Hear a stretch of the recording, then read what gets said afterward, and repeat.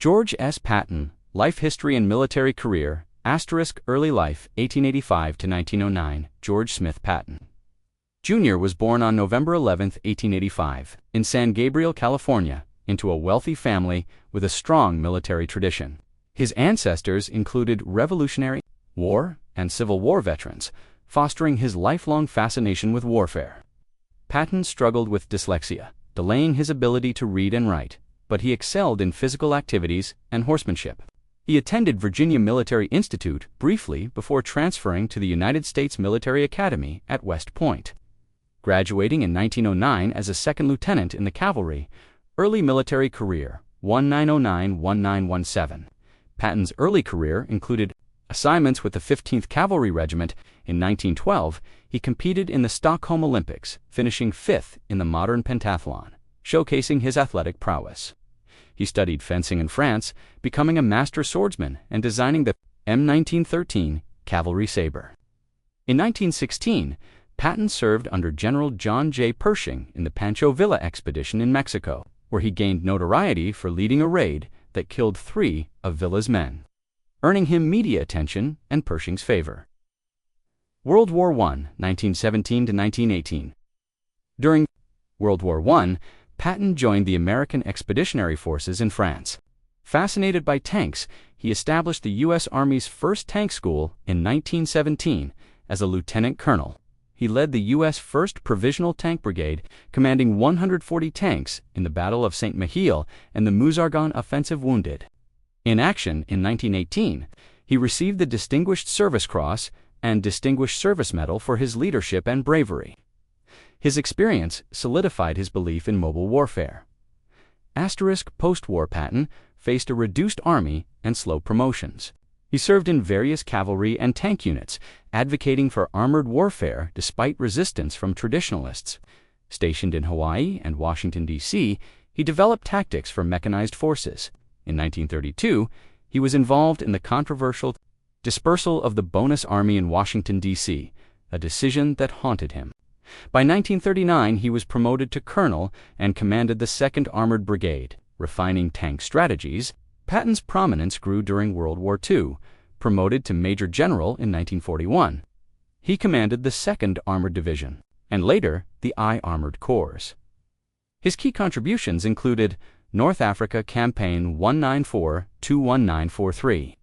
Patton led the Western Task Force in Operation Torch, capturing Casablanca. As commander of the 2nd Corps, he restored discipline and led victories against German forces, notably at El Gueter, earning a 3rd star as Lieutenant General. Sicily, Campaign 1943, commanding the 7th Army. Patton's aggressive tactics captured Palermo and Messina, outpacing British forces. However, he was reprimanded for slapping 2 soldiers suffering from battle fatigue, nearly derailing his career.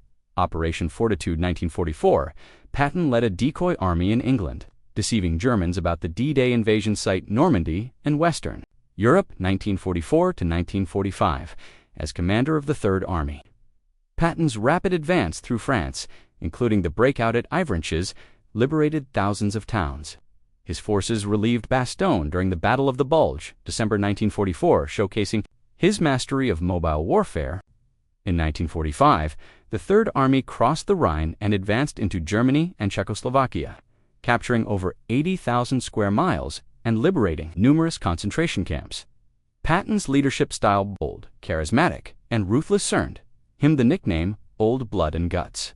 His insistence on speed and discipline made his units highly effective, but his outspoken nature and controversial actions, like the soldier-slapping incidents, strained relations with superiors. Personal life: Patton married Beatrice Banning Eyre in 1910, and they had 3 children, Beatrice, Ruth, and George IV. A devout Christian, he believed in reincarnation, claiming to recall past lives as a warrior. His colorful personality, marked by profanity and theatricality, made him a media figure, but his private diaries revealed a sensitive, reflective side.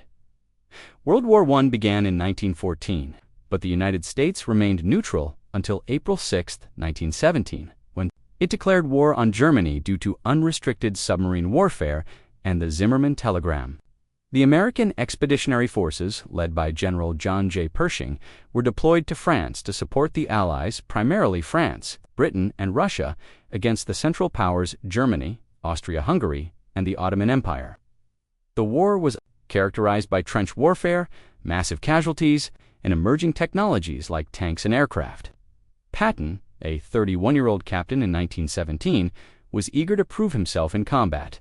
His prior experience in the 1916 Pancho Villa expedition and his connection to Pershing positioned him for a significant role. Patton's entry into World War I 1917. In May 1917, Patton joined Pershing's staff as an aide-de-camp when the AEF headquarters was established in France. Stationed initially in Paris, he handled administrative duties but sought a combat role. His fluency in French, honed during his 1912 studies at the French Cavalry School in Saumur, aided communication with Allied forces. Fascination with tanks' career trajectory shifted when he encountered the tank, a new weapon introduced by the British and French to break the stalemate of trench warfare. Intrigued by its potential, he studied British and French tank operations. In November 1917, Pershing authorized the creation of the AEF Tank Corps, and Patton volunteered to lead its development. Seeing tanks as the future of mobile warfare, promoted to major, Patton was tasked with establishing the U.S. Army's first tank school in Langres, France. He selected the site, organized training programs, and recruited personnel. Lacking U.S.-built tanks, he trained with French Renault FT light tanks, which had a rotating turret and a crew of 2. Patton's approach included driving tanks himself to understand their mechanics and limitations. By early 1918, he was promoted to lieutenant colonel and commanded the 1st Provisional Tank Brigade. The AEF's primary tank unit. Military engagements.